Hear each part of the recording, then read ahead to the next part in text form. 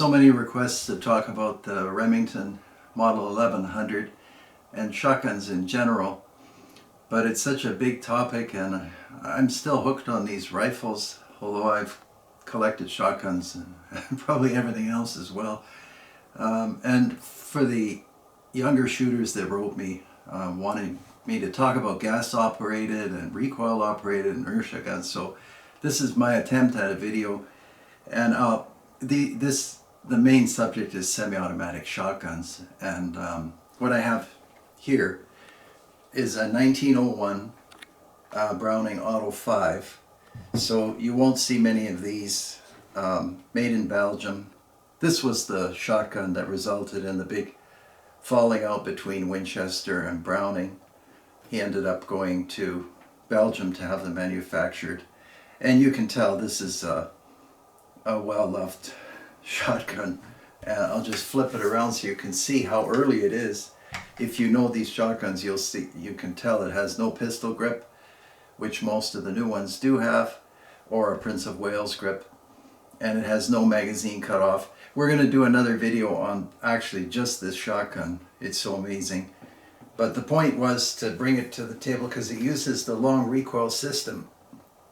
So when this shotgun is fired, the whole barrel moves in the receiver backwards, and that's all you need to register for now. Is it's the recoil moving the barrel backwards. I took the recoil spring, which is sitting right here.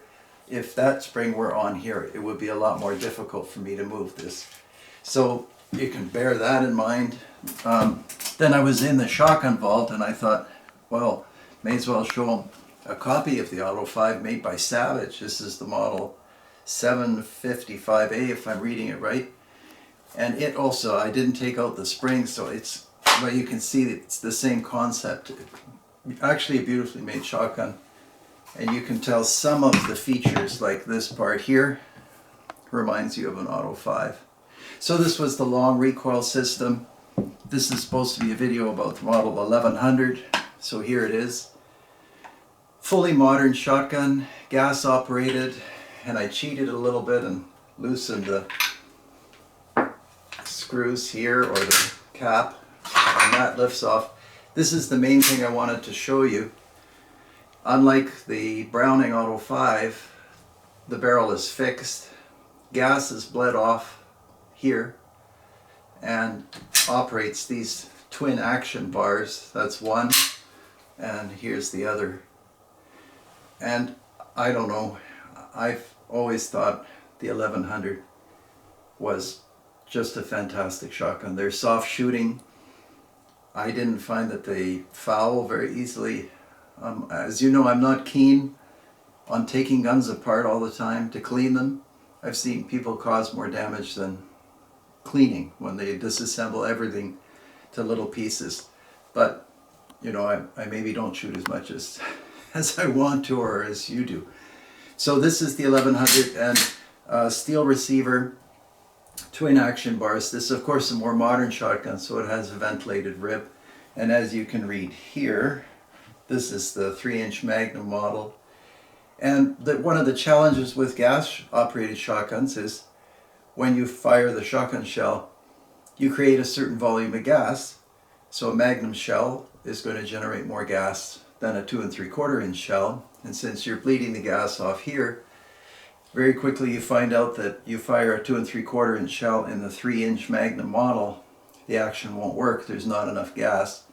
So the makers of gas operated shotguns have worked with all kinds of tricks where they take the gas off. Some bleed them off just in front of the chamber.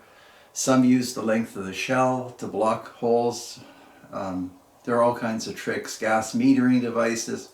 But in the end, a gas operated shotgun operates off gas, so there are only so many things you can do.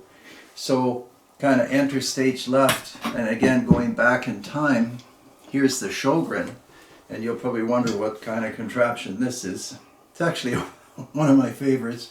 That's how this works. We've made a video on this. Maybe we should make another. And this is based on the concept of inertia.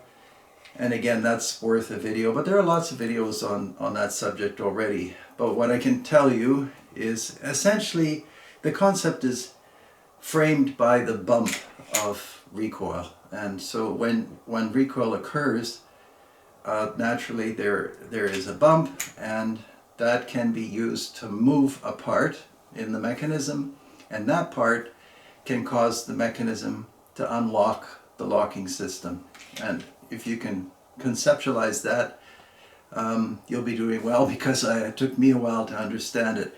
I took this one apart and had real trouble getting it back together. So why did I bring this out? Because this was around for a long time, and then the industry forgot about it because the gas-operated shotguns were so popular. And for a long time, I think it's fair to say, the Model 1100 and its predecessors, I think there was a Model 58 and others, this was sort of the perfected Remington gas-operated shotgun, and still is a near-perfect semi-auto. But after a while, the industry started looking at alternatives for a variety of reasons: reliability, also wanting to use different lengths of shells, 2 3/4, 3-inch, then because of steel shot, 3.5-inch. So all kinds of challenges for gas-operated guns. And then Benelli came out with their Inertia operated, so it's essentially a variation. I'm oversimplifying terribly, but it's a variation of the Sjogren. So it's an Inertia operated shotgun. And if I had the patience, I would undo this, but this is a shotgun based on assembly, so I wanted it to be together for filming. Maybe another time I'll take it apart. This is the Super Black Eagle, but if I took off this forearm, you wouldn't see any machinery under there, because the action is much like the Sjogren, what operates the shotgun, not gas.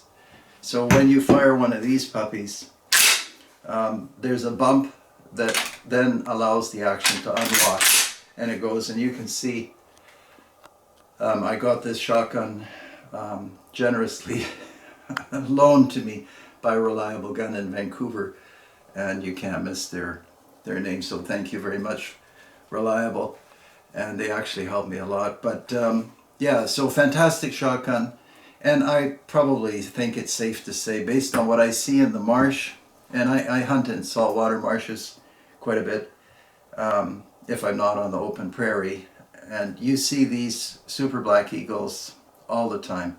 I'm not sure I would buy this one, just because the way I am, I would probably lose it myself. The camouflage is that good.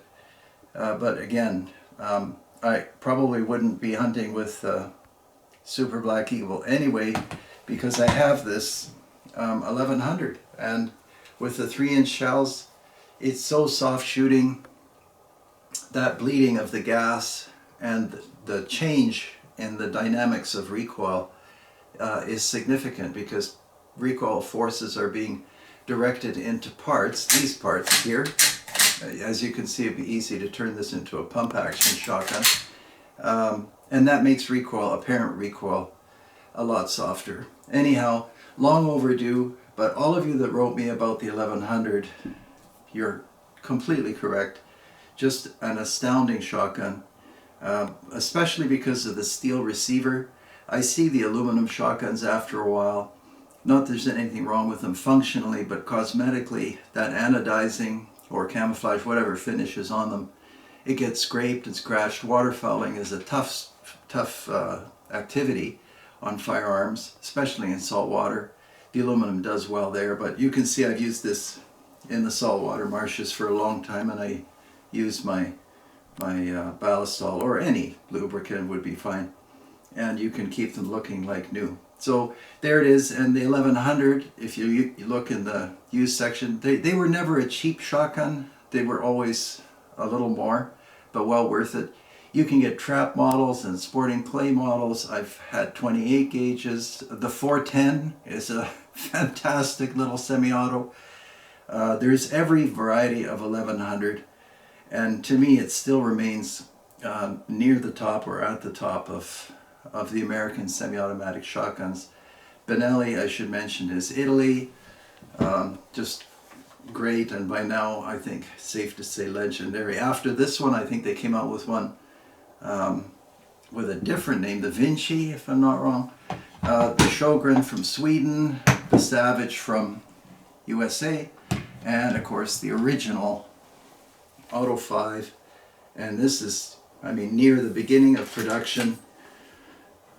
Still kind of stands on its own, made in Belgium, but designed by John Browning in the good old USA. So there it is. I have to do something about that really bad recoil pad. And I never like these contraptions, although they work well, so I'll have to do something about that. That's a lot to digest. Thank you very much for watching and for your patience. Sorry if I wasn't as organized as I could be.